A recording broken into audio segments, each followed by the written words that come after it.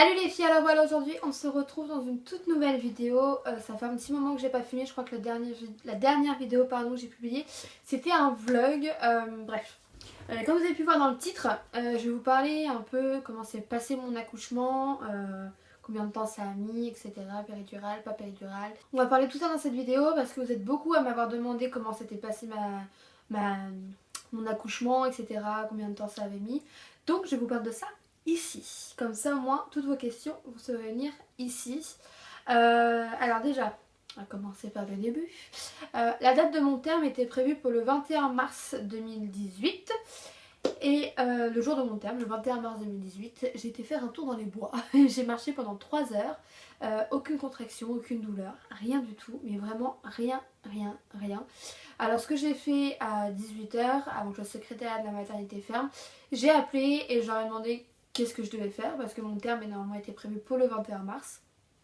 Ils m'ont dit de revenir le lendemain à 14 h. Du coup, je suis revenue le 22 mars à la maternité.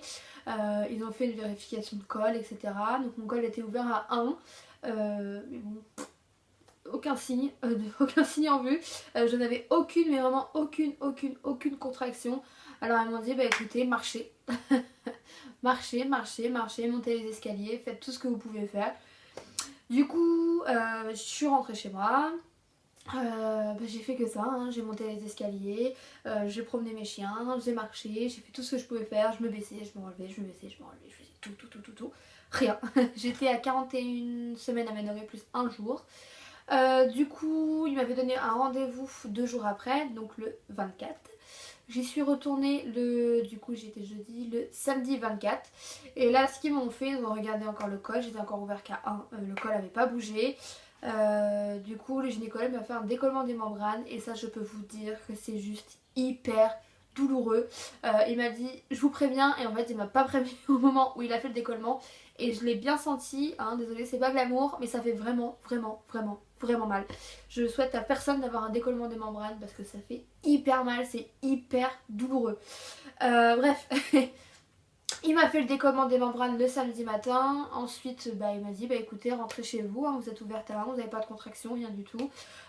Du coup, je suis rentrée chez moi, ils m'ont dit, écoutez, si d'ici lundi, vous n'avez toujours rien, vous venez et en fait, on va vous faire le déclenchement.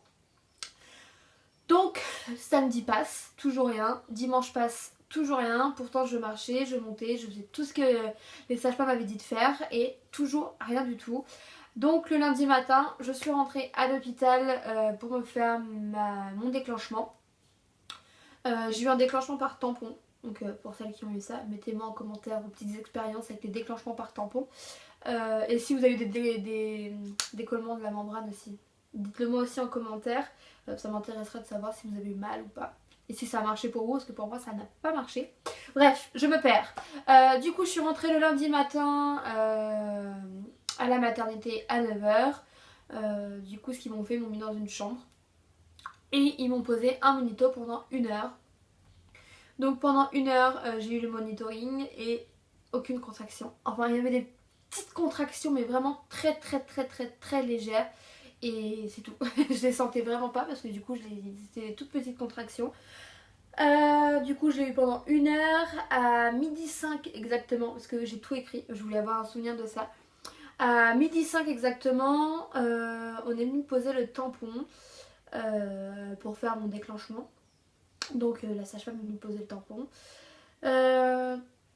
Elle m'a dit écoutez, maintenant il faut attendre que ça se fasse. Ils m'ont apporté un truc à manger parce que j'avais vraiment faim. Parce que j'étais à jeun depuis minuit en fait. Et j'avais vraiment faim. Donc ils m'ont apporté un plateau repas. Bon, les plateaux repas de l'hôpital c'est pas génial. Mais quand on a faim, on mange ce qu'il y a.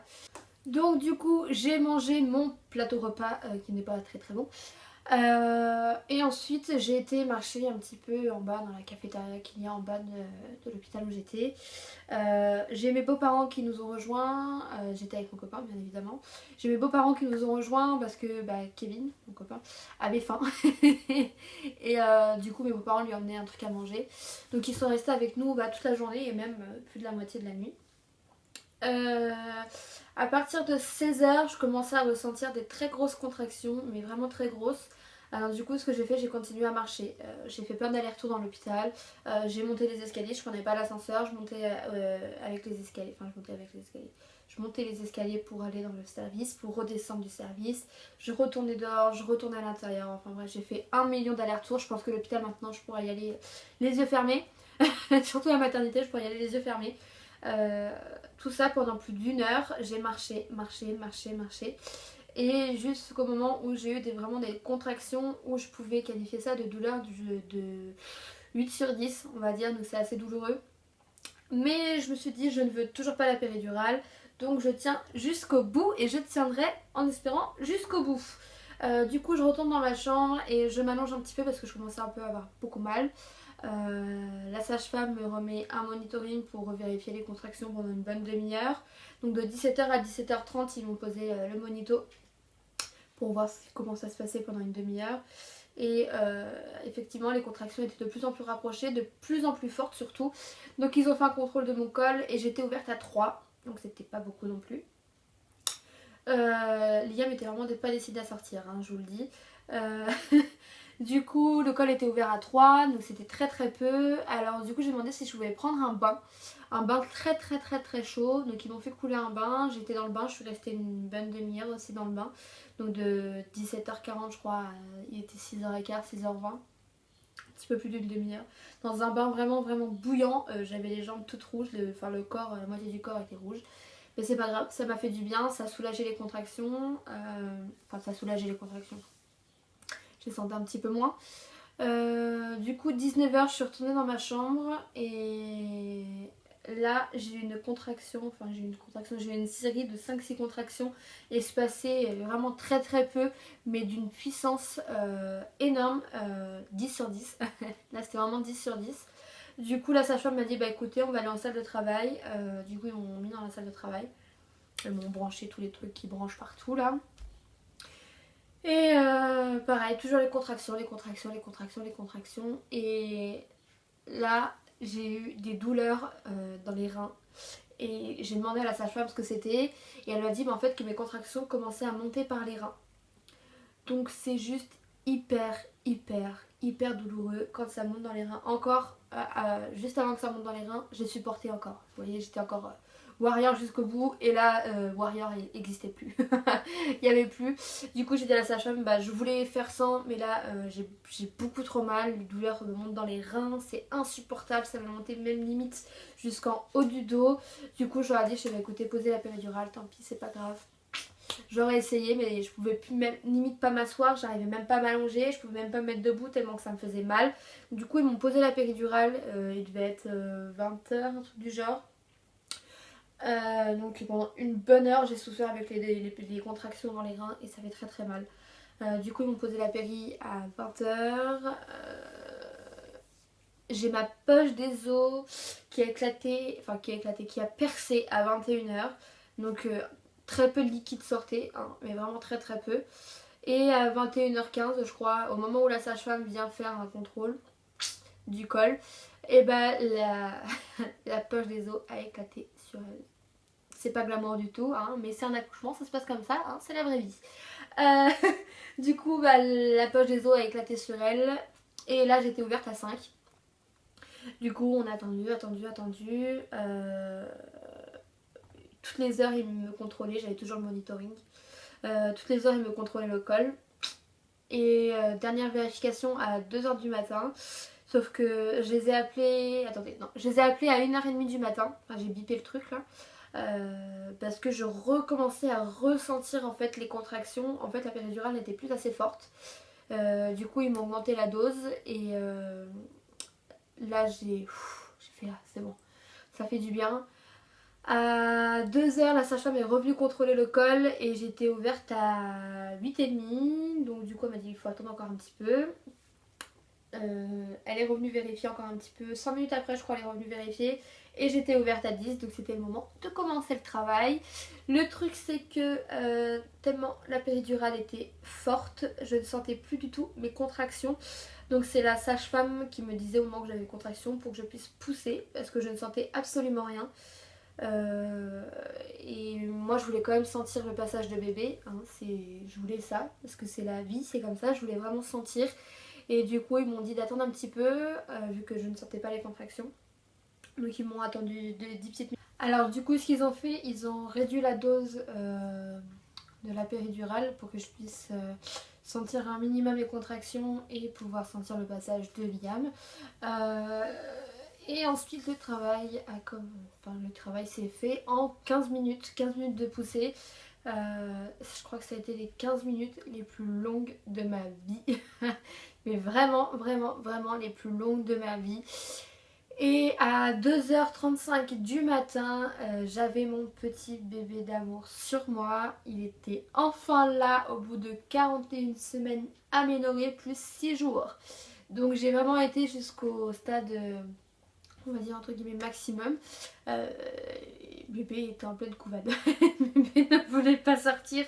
Bébé voulait rester au chaud.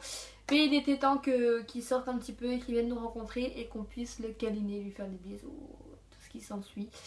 Et donc voilà, donc Liam est né le 27 mars 2018 à 2h35. Il pesait 3,910 kg, donc c'est un gros bébé pour 51 cm. Donc voilà, donc mon petit bébé d'amour est enfin parmi nous. Je pense que vous l'avez vu dans le vlog que j'ai posté juste avant cette vidéo. Il va avoir 2 mois là dimanche, ça passe à une vitesse mais vous n'imaginez même pas. Je me dis que je reprends le travail dans 15 jours. Dans 15 jours je vais devoir quitter mon petit bébé d'amour et retourner au boulot. Ça va me faire un peu bizarre mais bon, j'ai pas trop le choix. Je suis bien obligée hein. Donc voilà, c'était mon petit récit de mon accouchement. Je voulais partager un petit peu ça avec vous parce que ça fait plaisir de partager ça avec d'autres mamans, avec peut-être des futures mamans ou des jeunes filles des jeunes femmes qui veulent devenir maman, et vous pouvez voir à peu près comment ça se passe. Donc j'ai pas vraiment souffert parce que du coup j'avais la péridurale, mais j'ai quand même senti bébé et ça m'a fait juste waouh, c'est waouh, un accouchement c'est juste magique. C'est fabuleux en fait. J'arrive même pas, pour moi c'est comme si j'avais accouché hier hein. J'arrive toujours pas à réaliser que ça y est, j'ai mon petit bébé avec moi. Liam est là, il est avec nous, il nous fait des sourires, il gazouille, il était gros hareux et tout ce qui s'ensuit, et on est juste hyper fiers de notre petit prince. Donc voilà, c'était mon petit récit. Donc si vous aussi vous avez vécu un accouchement, n'hésitez pas à me le partager en commentaire, ça fait toujours plaisir de voir un peu le récit des autres mamans. N'hésitez pas à me rejoindre sur mes réseaux sociaux que je vous mets en barre d'infos et que je vous affiche ici. Je vous mets aussi celui de Kevin parce que lui aussi hein, c'est un papa fier de son bébé et il partage aussi des photos de son petit prince. Donc je vous mets son Instagram aussi, je vous mets le mien, le sien.